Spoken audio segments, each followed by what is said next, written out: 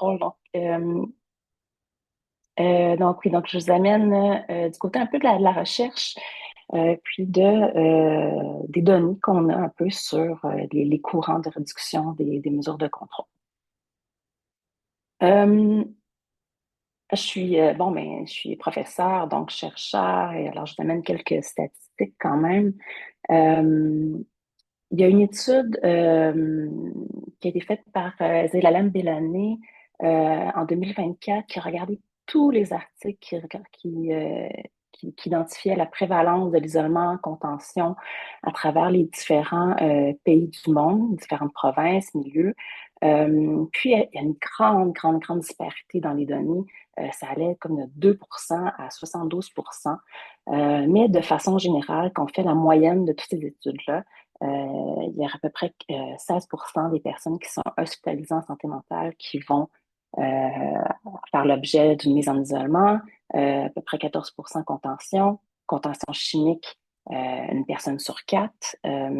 Donc, est-ce que c'est une mesure exceptionnelle? Déjà, ça pose, en fait, ces données-là répondent à la question, de toute évidence, non. Puis, on a regardé ici au Québec, on n'a pas de registre national, mais quand à chaque fois on a regardé les données, ça ressemblait quand même à ces chiffres-là. Mais aussi, je veux nommer qu'on a regardé le pré-pandémie, post-pandémie. Durant la pandémie, il y avait une augmentation de 200% du recours aux mesures de contrôle, euh, même si ça faisait des années que c'était en diminution lente. Donc, tous les petits gains qu'on va avoir, c'est très fragile quand il y a une situation donc, les droits des personnes qui sont atteints en premier, c'est pas je vais dire le premier ministre. Euh, donc, en lien avec ça, ça a été nommé que c'est une forme de torture contemporaine. C'est des mots qui sont difficiles, mais qui reflètent absolument ce qu'on voit dans les études qualitatives. Donc, quand on regarde, on demande la perception des personnes qui ont fait l'objet d'une mesure de contrôle. On y parle de traumatisme. En fait, ici, je vous réfère à la présentation que Florence vient nous donner. Donc, ça fait plus d'une dizaine d'années. Juste d'en reparler, ça la touche autant. Elle en a reparlé pendant des années à son psychiatre. Donc, on voit que il y a l'effet traumatisant, déshumanisant qui est très, qui revient beaucoup dans les discours. Euh, Puis là, dans les discours, c'est ça, j'avais le goût de vous amener un peu c'est la direction que je veux prendre pour la présentation. Donc, il y a une dizaine d'années, on parlait vraiment d'isolement en contention, les mesures de contrôle.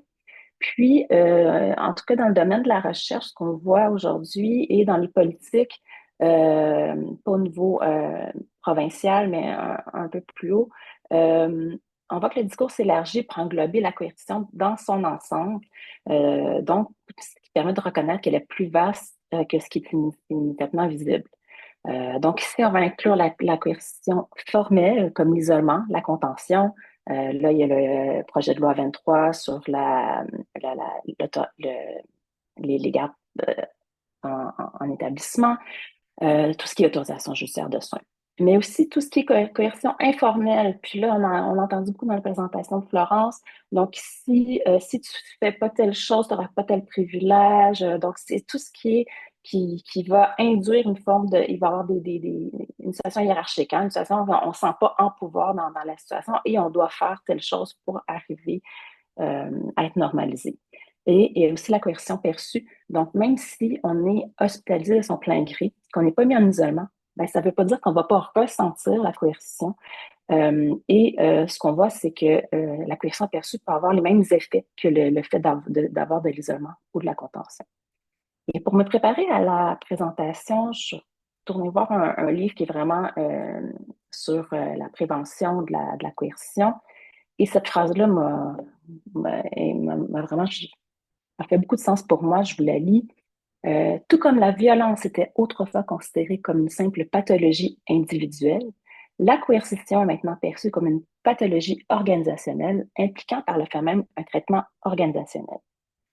Puis ce que j'aime beaucoup de cette phrase-là, c'est dans l'approche biomédicale, on va pathologiser tous les comportements ça va être la faute de la personne. On ne va pas penser tant que ça au système et au contexte qui l'entoure. Puis là, c'est comme si on va mettre la situation de l'autre côté. Donc, vous nous avez pathologisé. Bon, on va pathologiser ceux qui vont faire la coercition. Est-ce qu'on va pathologiser ceux qui la font ou c'est plutôt l'organisation, c'est plutôt une responsabilité plus collective. Donc, ça demande un traitement organisationnel. Donc, c'est une phrase qui résonne beaucoup par rapport aux travaux que je mène. Euh, Et là, c'est une phrase importante. Je pense que donc, si on se rend compte que certains milieux qui arrivent à éliminer les mesures de contrôle ou les réduire vraiment de façon à des situations exceptionnelles, là, il y a des endroits que c'est une fois par 3 mois, 6 mois. Alors, il faut vraiment penser, changer la mentalité des intervenants que leur utilisation n'est pas une fatalité clinique. On peut faire autrement. Mais c'est pas sans difficulté, c'est assez compliqué. Et c'est pour ça qu'avec mon étudiante au doctorat, Clara Lessard-Deschênes, on a fait le modèle de prévention des mesures de contrôle en santé mentale. Dans le fond, on a regardé tous les articles où il y avait des interventions évaluées pour réduire les mesures de contrôle. Puis, on a pu les classer, en fait, dans un modèle écologique. Un modèle écologique, on va regarder les choses vraiment de façon plus large, systémique. Donc, je n'irai pas trop dans le détail de ce modèle-là. Donc, je veux juste vous dire rapidement. Donc, il y a l'ontosystème, donc au centre, la personne qui est à risque de mesures de contrôle, qui interagit au sein d'un milieu qu'on aimerait qu'il soit thérapeutique et où il y a pas des interventions qui vont cibler les intervenants, cibler le milieu physique, qui, eux, interagissent dans une culture d'unité qu'on peut cibler aussi, qui interagit dans une organisation institutionnelle, qui est influencée par des politiques gouvernementales. Ces politiques gouvernementales sont influencées aussi, vous voyez la flèche d'en bas, par le chronosystème. Dans le fond, le chronosystème, c'est l'évolution des discours. Qu'est-ce qui est acceptable présentement dans notre société? Et là, on peut penser que ça bouge. Donc, ce qui était acceptable il y a 20 ans, 50 ans, en psychiatrie ne l'est plus nécessairement aujourd'hui. Donc, les choses qu'on va trouver normales en tant qu'intervenant, ben, peut-être qu'elles ne seront pas acceptables demain. Donc, c'est de se questionner où est-ce qu'on se situe par rapport à ça. Euh, donc là, ça m'a mené à me questionner sur le positionnement du Québec par rapport au discours actuel sur la coercition. Parce que moi, j'ai l'impression que présentement, c'est seulement les groupes de défense des droits que j'entends qui militent vraiment pour une réduction forte, voire l'abolition des mesures de contrôle. Donc, je me suis questionnée parce que ça bouge au niveau international et c'est ce que je vais vous présenter. Mais il y a une tension. Il y a une tension dans les positions. Cette tension-là, on l'appelle l'impasse de Genève. Donc, en gros, euh, il y a il y a quelques années, la Convention relative aux droits des personnes handicapées de l'ONU. Donc, hein, c'est vraiment une haute instance qui, dans le fond, en gros, il y avait un article où on disait que la personne était toujours apte à consentir, finalement, même si elle était jugée inapte. Et il y a eu deux interprétations de, de cette clause-là qui sont vraiment différentes et qui ont mené à des positionnements différents. Donc, il y a une première position qui est vraiment pour l'abolition de la coercition et une autre position qui est pour la justification de la coercition. Donc, si on pense aux Mad Studies, on parlait plus de réformisme, mais vraiment, quand on regarde dans la littérature, on va parler de justification de la coercition. L'idée centrale pour ceux qui sont abolitionnistes, c'est que la coercition psychiatrique est toujours incompatible avec les droits humains et devrait être abolie. Tandis que quand on est plus du côté de la justification, on pense qu'elle est exceptionnellement justifiée, mais doit être réduite au minimum. Les avantages nommés par l'abolition, c'est que ça met de l'avant l'autonomie, les droits et les droits humains, pardon, que ça reconnaît les traumatismes liés à la coercition, que ça va valoriser les savoirs expérientiels, que ça propose une critique par rapport au rapport de pouvoir et par rapport à l'injustice épistémique, donc d'avoir une voix dans, dans, dans la production des savoirs et que ça va encourager des alternatives communautaires et relationnelles. Du côté de la justification, on va être davantage dans un argumentaire lié à la gestion de risque, qui va être compatible avec plusieurs cadres juridiques actuels, plus facilement applicables, mais on va quand même vraiment rechercher des alternatives à la prévention pour que ça soit le plus minimal possible. Les limites, par contre, qui sont nommées, c'est qu'il y a peu de consensus sur la faisabilité clinique immédiate. Donc, qu'est-ce qu'on fait devant une personne qui est à risque d'agression imminent? Donc, dans certains cas, mais ça va vouloir dire, mais si on ne va pas conventionner, il va pas y avoir de mesures de contrôle, ben, ce qu'on appelle les services policiers. Et là, le questionnement, c'est est-ce que c'est mieux de passer par une judiciarisation du comportement plutôt qu'en milieu hospitalier? Donc, ça amène, vous voyez, à plein de questionnements.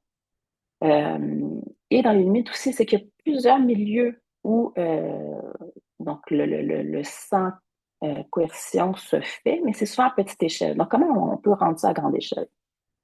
Du côté de la justification, les limites, c'est que ça risque de maintenir des pratiques coercitives structurelles, que le dernier recours, là, souvent le dernier recours, c'est difficile à vérifier. On reproduit des rapports paternalistes et dans ce sens-là, qu'on ne va pas assez loin dans la transformation du système. Et il y a 2 ans, je fais partie, je ne vous ai pas dit, du groupe de recherche européen sur la violence en milieu psychiatrique qui est très centré sur la prévention de la coercition.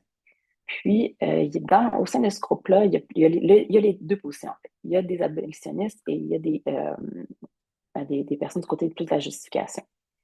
Il y a un chercheur suisse qui a proposé 5 questions parce qu'il voulait aller plus loin que le débat sur l'impasse de Genève parce qu'il trouvait que c'était une lecture finalement juridique d'un extrait. Puis il dit, ben, est-ce qu'on peut penser les choses un peu autrement? Et il pose 5 questions pour arriver à la conclusion de est-ce qu'on peut justifier ou non la coercition en psychiatrie. Donc, je vous les présente ici. La première question, c'est, y a-t-il un modèle valide des troubles de santé mentale? Parce que dans l'idée où la coercion, en contexte de milieu psychiatrique, donc on va se dire que la personne devant soi a un problème de santé mentale. Puis, il amène la réflexion plus loin en disant, ben, tout ce qui est DSM, tout ce qui est euh, pathologisation est remis en cause et pas basé sur des données probantes toujours. Donc, la démarcation entre un état mental sain et pathologique n'est pas clairement établie scientifiquement. Donc, c'est difficile d'établir que la personne est apte ou inapte. Deuxième question qu'il pose, est-ce que les thérapies psychiatriques sont efficaces? Donc, quand on regarde toutes les données sur les interventions psychiatriques, donc tant par rapport aux médicaments que les psychothérapies, ben, de façon générale, il y a un effet, mais l'efficacité est quand même très modérée. Euh, donc, si les mesures de contrôle sont présentées comme une intervention, ben, en fait, il n'y aura pas même d'effet thérapeutique. Troisième, est-ce que la coercition est utilisée comme mesure de dernier recours et comme mesure la moins restrictive? Ben, là, les statistiques que je vous ai montrées au début répondent à ça. Est-ce que c'est une mesure de dernier recours? Évidemment, pas toujours. Quatrième question, est-ce que les mesures coercitives sont utilisées pour le bénéfice de la personne? Et là, quand on regarde les données, c'est beaucoup, beaucoup, beaucoup plus traumatique que ça peut apporter d'effets positifs. Donc, c'est même pas proche d'avoir un équilibre à cet effet-là. Est-ce que la coercition favorise le retour à la capacité à consentir, comme la coercition est souvent utilisée dans les moments où on identifie que la personne perd un peu cette capacité à consentir? Ben, c'est sûr qu'il est incertain qu'un trouble mental, ben, en fait, ce qu'il va nommer, c'est qu'il est incertain qu'un trouble mental altère l'autonomie et que des mesures coercitives puissent la restaurer, mais ça, c'est encore plus incertain. Donc, selon lui, les connaissances scientifiques actuelles indiquent qu'aucun des 5 critères n'est clairement satisfait. Donc, il propose que le recours à la coercition en psychiatrie peut difficilement encore être justifié. Mais là, ça, c'est une position, mais c'est difficile de réduire cette problématique-là, pardon, à des débats théoriques. Donc, il y a plusieurs personnes qui sont impliquées et c'est des humains de chaque côté. Donc, je voulais juste vous illustrer ici Puis là, j'aurais pu mettre une citation de Florence, puis elle l'a nommé tout à l'heure, je suis dans une sorte de prison. Donc, la coercition, c'est ça. Euh, Puis, il y a un intervenant, par exemple, qui a nommé, c'est très pénible parce que comme intervenant, on ne choisit pas ça pour embêter nos patients. On n'est pas l'ennemi de nos patients. J'ai pleuré la première fois que j'ai eu attaché un patient. Donc, du côté des intervenants, on est vraiment dans une position de bienfaisance parce qu'on identifie que la personne est à risque, mais donc on voit que personne n'est à l'aise par rapport à ça. Puis j'ai ressorti ici à droite, vous voyez, j'avais dans une étude ici, c'était plus sur l'ordonnance de traitement, l'autorisation judiciaire de soins. On voyait que quand j'analysais les différents discours, il y avait les utilisateurs de services à gauche, mais même les psychiatres, les différents intervenants à la santé, puis les familles étaient vraiment à des positions très différentes. Donc, c'est pas juste, c'est beaucoup plus nuancé que d'avoir deux positions qui sont antagonistes. Euh, Changement historique des discours et des pratiques. En fait, la grosse question qu'on a par rapport à la réduction des mesures de contrôle, finalement, c'est comment changer la culture de soins, comme c'est pas la personne qui est devant soi qui va être le plus prédictive de l'utilisation des mesures de contrôle dans une unité, mais l'atmosphère. Donc, on le sait qu'on rentre sur une unité de soins si on est dans une unité qui est très bienveillante, à l'écoute, ou où justement les infirmières vont venir discuter, ils vont venir expliquer, où on rentre dans une unité où les intervenants sont tous au poste, on sent que c'est des conditions à remplir. On parlait tout à l'heure de privilèges. Donc, donc, c'est plus ça qui va être prédictif d'utiliser la mesure de contrôle. Donc, mais pour changer la culture, il y a des mythes à déconstruire auprès des équipes. Donc, est-ce que c'est une intervention clinique? Non, c'est une intervention. Euh, c'est nullement thérapeutique par rapport à la loi. C'est vraiment une intervention liée à la sécurité. Est-ce que c'est seulement un en dernier de recours? Ben, là, ça fait deux fois que je vous le dis, absolument pas. Et le mythe aussi que ça va maintenir les personnes en sécurité, ça, c'est difficile à déconstruire parce que c'est la raison première qu'on va l'utiliser. Par contre, quand on regarde les études qui réduisent l'isolement contention, il n'y a pas d'augmentation des agressions. Et quand on regarde par rapport aux agressions, c'est souvent quand on met la personne en isolement contention que les intervenants sont blessés. Donc, c'est comme un cercle vicieux ici. Donc, si ça nécessite vraiment un leadership politique et en fait, il y a eu plus d'une centaine de pays qui ont signé la convention dont je parlais tout à l'heure. Puis là, je dis, ben, je suis retournée voir, mais oui, le Canada a bien signé cette convention-là, mais non, ça descend pas dans les milieux, on n'en entend pas parler, et ça fait déjà plusieurs années. Mais en France, il y a eu des initiatives liées à cette signature-là parce qu'il y avait le comité d'évaluation aussi qui venait voir si c'était fait. Ce que j'entends pas au Québec. Et parmi les initiatives qui ont été faites en France, il y a vraiment les directives psychiatriques anticipées. Il y a eu un registre national des mesures de contrôle. Il y a eu des kits de formation de l'Organisation mondiale de la santé et plusieurs projets de recherche. Je vous en présente un que j'ai trouvé vraiment intéressant parce qu'au lieu de regarder, d'essayer d'implanter des interventions pour réduire l'isolement contention, ils sont allés voir, ben, ils ont pu identifier qu'il y avait des établissements en France qui utilisaient très, très peu la coercition. Fait qu'ils se sont dit, ben, on va aller voir qu'est-ce qui fonctionne pour essayer de répliquer ce qui fonctionne. Donc, ils ont fait plus de 69 entretiens, ce qui est énorme du côté qualitatif. Beaucoup de jours d'observation dans 4 établissements à travers la France. Puis, ce qu'ils ont identifié, c'est que ben, finalement, dans tous les établissements en France, ben, il y avait quand même 10% des établissements qui déclaraient ne pas ou recourir vraiment très, très, très, très peu à la contention. Donc, déjà, je pense que la contention, c'est la première mesure de contrôle qui, dans l'imaginaire des intervenants, est plus facile à accepter de diminuer. Donc là, on voit que ça se fait.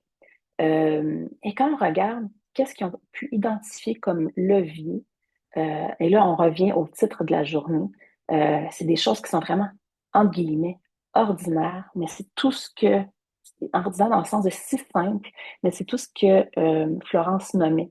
Donc, c'est l'accueil à l'autre, la présence à l'autre, d'écouter, favoriser l'alliance et la confiance, d'individualiser les soins selon les préférences de la personne, par exemple à partir d'un plan de crise conjoint ou directive anticipée. Il y avait aussi le fait que les équipes étaient, il y avait une très bonne communication et cohésion, non seulement au sein de chaque unité, mais entre l'unité et l'extra-hospitalier, donc quand la personne a son congé puis qu'elle est suivie par une autre équipe. Et même si on veut, quand on parle aux gestionnaires, ils ne vont pas vouloir parler de milieu de vie, mais quand on est hospitalisé pendant plusieurs semaines, ben, ça devient notre milieu de vie. Puis ce qui était nommé, c'est que dans ces milieux-là, il y avait des activités diversifiées. Il y avait une possibilité d'aménagement et de gestion de l'espace et de la circulation qui était favorable. Il me reste deux, trois diapos. Euh, Ce que je voulais nommer, je reviens un peu au début, mais quand on demande à quelqu'un de parler de son expérience d'isolement, contention, ben ça se positionne à travers toute une trajectoire de soins. Donc, j'ai noté tout à l'heure, là, on nous a parlé de surveillance dans un premier temps, les ambulanciers, P38, il y a eu de l'isolement, on a parlé de somnifères, de coercition informelle aussi, de tu peux pas aller fumer tant que tu n'as pas un comportement adéquat.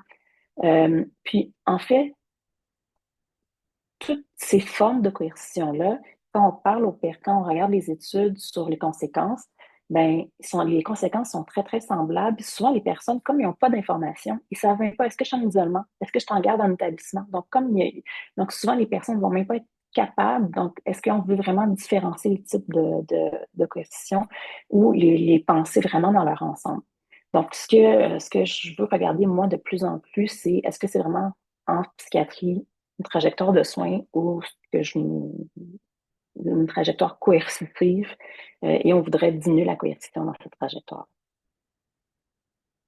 Puis il y a comme ça m'a pris du temps faire cette image-là, c'est comme s'il y avait un seul chemin, puis on ne sait pas quelle forme de coercition on va avoir, mais ce serait très surprenant qu'il n'y en ait pas aucune dans un contexte d'hospitalisation. Mais c'est pas ça qu'on veut comme intervenant. Euh, Puis, en lien avec la coercition, donc, vous ne serez pas surpris, je voulais juste nommer des projets que je mène ou que mes étudiants mènent. Donc, Clara sur la coercition perçue, Émilie sur les interactions avec des équipes policières spécialisées, Anna sur l'expérience des femmes hospitalisées en psychiatrie. Puis d'ailleurs, j'ai vu, il me semble qu'il y avait le collectif de défense des droits de la Montérégie en ligne, on mène ça avec eux, je les salue. Euh, En lien avec ça aussi, la coercition perçue des femmes, en plus spécifique en psychiatrie légale. Andrea sur la coercition informelle, Jean-Simon sur la trajectoire de soins coercitive. Sophie propose une approche un peu différente. Au lieu d'implanter des interventions pour réduire une autre intervention, est-ce qu'on peut juste penser à désimplémenter, donc juste enlever la mesure de contrôle? Puis, d'autres projets que je mène sur l'idée de pouvoir déverrouiller des portes. Donc, en santé physique, on ne va pas verrouiller les portes derrière soi quand on arrive avec une hospite avec consentement. Projet Comet, où on essaie de repenser les politiques au niveau ministériel. Projet PAX, on est dans 20 unités à travers le Québec. Il y a le projet Sarah qui regarde des alternatives à l'hospitalisation, donc plus en prévention. Projet Kinops, où on regarde un type d'équipe mixte santé et policière. Donc, tout ça pour dire que euh, les pratiques, je pense que les pratiques coercitives vont changer lorsque la société va décider collectivement qu'elles ne sont plus acceptables, qu'elles ne sont plus acceptables. Mais en même temps, j'ai beaucoup de craintes par rapport à ça parce que, par exemple, vous savez, pour la P38, le sondage qui a été fait par l'Institut québécois de la réforme du droit, ben, les gens étaient quand même, leur sondage par rapport au niveau du public, ben, les gens étaient en faveur d'une certaine coercition pour gérer les comportements inadéquats. Donc, on n'est pas rendu là. Et ce qu'on mesure devient visible et ce qui devient visible devient politiquement discutable. Donc, l'idée ici, c'est, je pense, de se mettre ensemble, que ce soit pas juste les groupes de défense des droits, mais que ce soit c'est ça, plusieurs types d'acteurs clés qui puissent faire avancer la discussion. Puis par rapport à ça, quand on revient aux positions abolitionnistes, ou par rapport à la législation, ben, vous avez vu, je me suis même pas positionnée. Puis au Québec, il y a pas de groupe de professionnels qui se sont positionnés. Donc, est-ce qu'on peut se questionner par rapport à ça?